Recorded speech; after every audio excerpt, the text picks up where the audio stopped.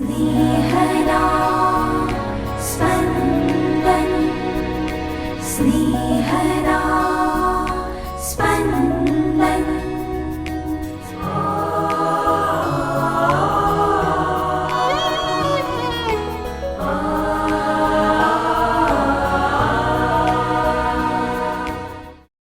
તપૃતુના ચોથા અઠવાડિયાનું સોમવાર. પ્રભુ ઈસુએ કાના ગામમાં કરેલ બીજા ચમત્કાર વિશે સાંભળીએ સંત યોહાનકૃત શુભ સંદેશના ચોથા અધ્યાયના વચનો 43-54. 2 દિવસ પછી ઈસુ ત્યાંથી ગાલિલ જવા ઉપડ્યા.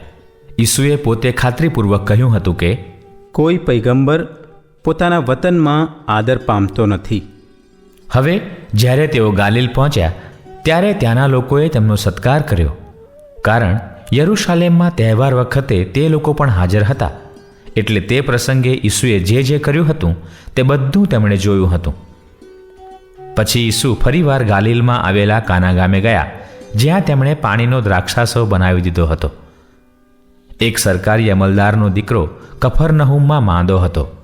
એ માણસે ઈસુ યહૂદિયામાંથી ગાલિલ આવ્યા છે એમ સાંભળીને તેમની પાસે આવી વિનંતી કરી કે મારો દીકરો મરવાની અણી ઉપર છે, તેને આવીને સાજો કરો. ઈસુએ તેને કહ્યું, પરચા અને ચમત્કાર જોયા સિવાય તમને શ્રદ્ધા બેસવાની નથી. પેલા અમલદારે તેમને કહ્યું, પ્રભુ, મારો છોકરો મરણ પામે તે પહેલાં આપ પધારો. ત્યારે ઈસુએ તેને કહ્યું, જા, તારો દીકરો સાજો સમો છે. પેલો માણસ ઈસુના વચન ઉપર શ્રદ્ધા રાખીને ચાલતો થયો.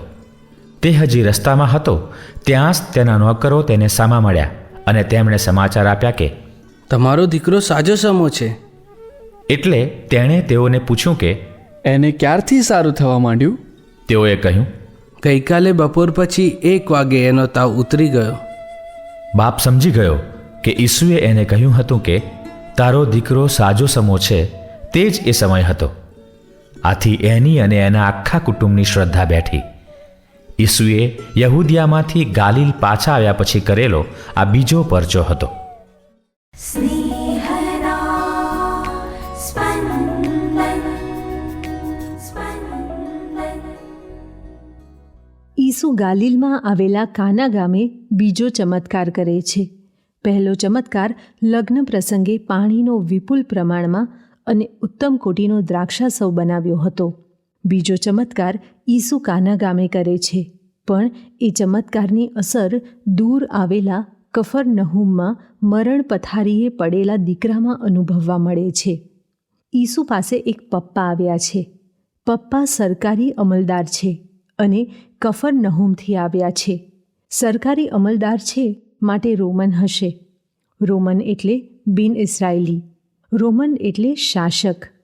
આવા બિન ઇસરાયેલી શાસક અમલદાર ઇસરાયેલી પ્રજાજન એવા ઈસુ પાસે આવે એ બીમારીની ગંભીરતા દર્શાવે છે. દીકરાની બીમારી જીવલેણ હશે. દીકરાના બચવાનો કોઈ અવકાશ નહીં હોય. આવા માહોલમાં ઈસુનું શરણું શોધવું એ પપ્પાનું તદ્દન યોગ્ય પગલું છે. પપ્પાના અંતરમાં શ્રદ્ધા છે.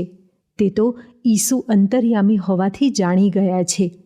એટલે પપ્પાની એ શ્રદ્ધાને હજી વધુ સંકોરવા ઈસુ પપ્પાને આદેશ જ આપે છે કે જાઓ, દીકરો સાજો થઈ ગયો છે.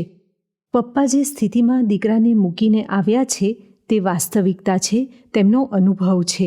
ઈસુ એ વાસ્તવિકતા બદલી નાખે છે. બદલામાં આવેલી વાસ્તવિકતા પપ્પાની શ્રદ્ધાનો વિષય બને છે.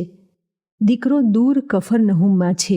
ઘરે ગયા પછી જ એ નવી વાસ્તવિકતાનો તાદ્રશ અનુભવ થશે. એ અનુભવ થાય ત્યાં સુધી તો શ્રદ્ધાને તાંતણે જ જીવવાનું છે. એ પપ્પા આપણને શ્રદ્ધાના પાઠ ભણાવી જાય છે. ઈસુ ભલે એ પપ્પા માટે પરદેશી છે. ઈસુ ભલે એ પ્રજાના છે જે પર પપ્પા રાજ કરે છે. ઈસુ તો પ્રભુ છે, સર્વસમર્થ છે. પપ્પા પ્રેમના પાઠ પણ ભણાવે છે. દીકરાને બચાવવા તેઓ બધું જ કરે છે. કોઈ પરના પ્રેમને કારણે કરેલી પ્રાર્થના ઈસુ સાંભળે છે.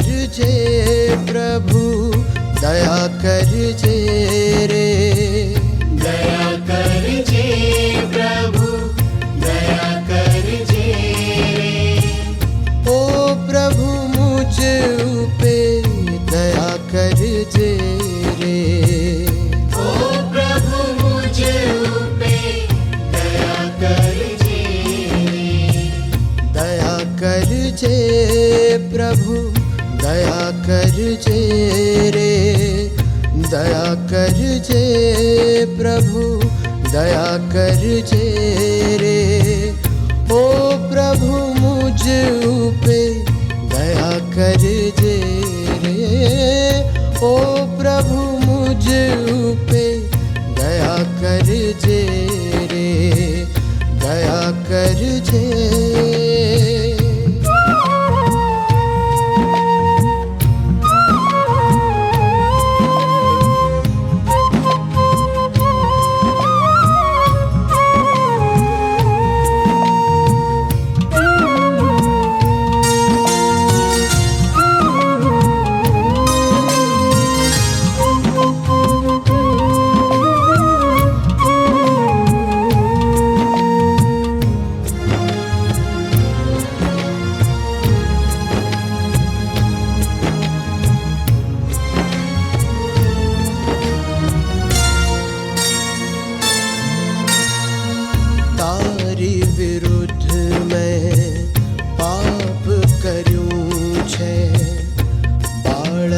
તારો નથી રહ્યો હું,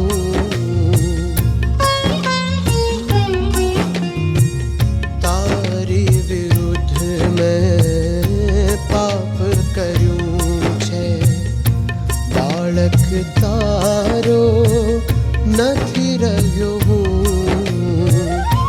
ઓ પ્રભુ મને માફી દેજે, ઓ પ્રભુ મને માફી દેજે, ઓ ઈસુ મને સ્વીકારી લેજે, ઓ ઈસુ મને સ્વીકારી લેજે, દયા કરજે પ્રભુ દયા કરજે રે, દયા કરજે પ્રભુ દયા કરજે રે, ઓ પ્રભુ મુझ ઉપે દયા કરજે રે, ઓ પ્રભુ મુझ ઉપે દયા કરજે રે, દયા કરજે.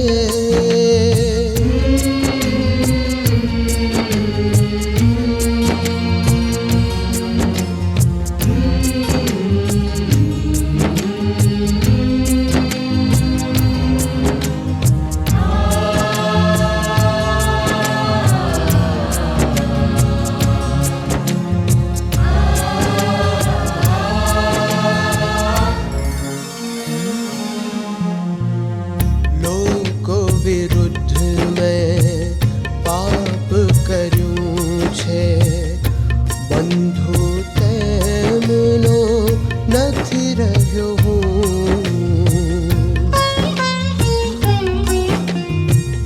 લોકો વિરુદ્ધ મેં પાપ કર્યું છે, બંધુ તેમનો નથી રહ્યો હું, ઓ પ્રભુ મને માફી દેજે, ઓ પ્રભુ મને માફી દેજે, ઓ ઈસુ મને સ્વીકારી લેજે, ઓ ઈસુ મને સ્વીકારી લેજે, દયા કરજે પ્રભુ દયા કરજે રે, દયા કરજે પ્રભુ દયા કરજે રે, ઓ પ્રભુ મુझ ઉપે દયા કરજે રે, ઓ પ્રભુ મુझ ઉપે દયા કરજે રે, દયા કરજે.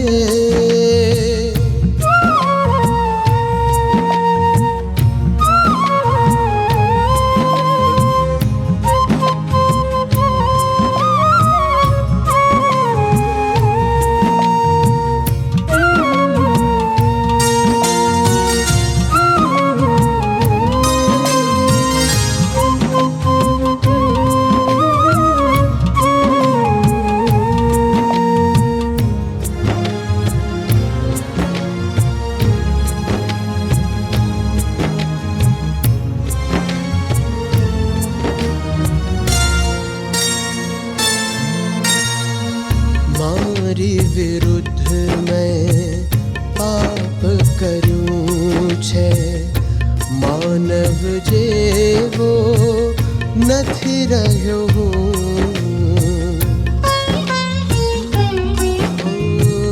મારી વિરુદ્ધ મેં પાપ કર્યું છે માનવ જેવો નથી રહ્યો હું ઓ પ્રભુ મને માફી દેજે ઓ પ્રભુ મને માફી દેજે ઓ ઈસુ મને સ્વીકારી લેજે ઓ ઈસુ મને સ્વીકારી લેજે દયા કરજે પ્રભુ દયા કરજે રે દયા કરજે પ્રભુ દયા કરજે ઓ પ્રભુ મુझ ઉપે દયા કરજે રે ઓ પ્રભુ મુझ ઉપે દયા કરજે